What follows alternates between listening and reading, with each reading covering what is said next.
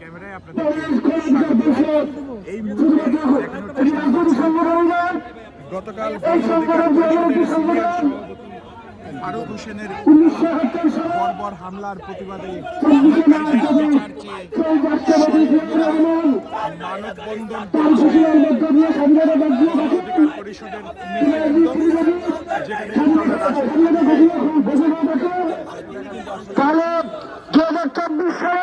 দেখতে পাচ্ছেন গণ অধিকার পরিষদের সভাপতি ফারুক হামলার প্রতিবাদে দলে দলে মিছিল নিয়ে কিন্তু গণ অধিকার পরিষদের কিন্তু যোগ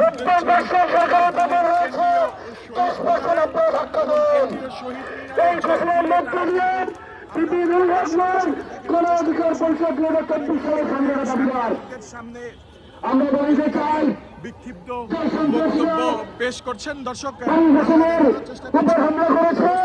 আগামী 24 ঘন্টার মধ্যে এদেরকে গ্রেপ্তার করা হয়।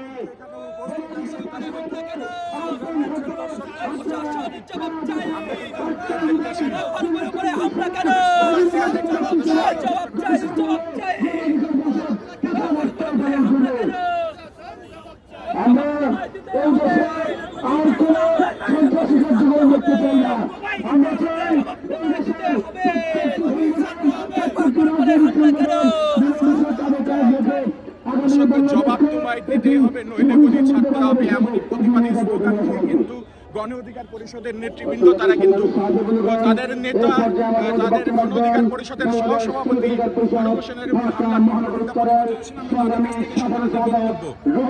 দাবিগুলো বলেন আর কি, দাবিটা বলেন। এখানে যারা অতর্কিতভাবে হামলা করছে তাদের সবাইকে অনতিবিলম্বে গ্রেফতার করে জনশ্রমিককে তাদের রায় ঘোষণা করতে হবে। বাংলাদেশের মাটিতে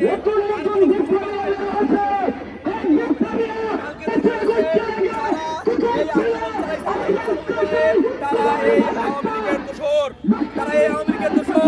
আওয়ামী লীগের দোষর যদি না হবে তাদের কেন এই কথাগুলো গায়ে লাগবে?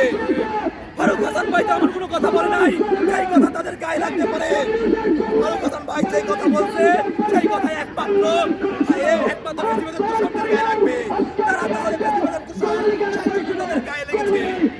এই বেশিবাদের দোষরদের বাংলার মাটিতে কোনো জায়গা হবে না। শেখ হাসিনা সহ সকলকে বাংলার মাটিতে এনে ফাঁসির কাষ্ঠে ঝুলাতে হবে। এই বেশিবাদের দোষরদেরকে বাংলার মাটিতে বিচারের আওতায় আনতে হবে। যারা ফারুক হোসেনের উপরে হামলা করেছে তাদেরকে অবিলম্বে গ্রেফতার করতে হবে। যদি গ্রেফতার করা না হয় বাংলাদেশ গণ অধিকার পরিষদের প্রত্যেকটা নেতাকর্মী যেখানে তাদেরকে পাবে সেখানে তাদেরকে ধরে আইনের মেরে তারপর আইনের হাতে তুলে দেবে। ধন্যবাদ।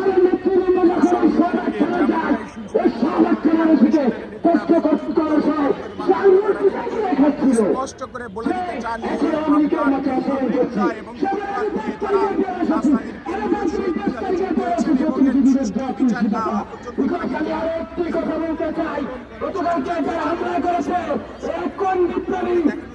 প্রত্যেক বিপ্লবীকে খুঁজে বের করতে হবে। এই আওয়ামী লীগের সরকার এই বিপ্লবীদের উপর ভর করছে। আপনারা দেখেছেন আমাদের ফারুক হাসান ভাইকে কিভাবে হামলা করা হয়েছে। 11 সাল থেকে রাশাদকারী সহ শহীদ ফারুকের সহ বিভিন্ন জমিদারকে এই 11 সাল কোটা গণবিপ্লব করতে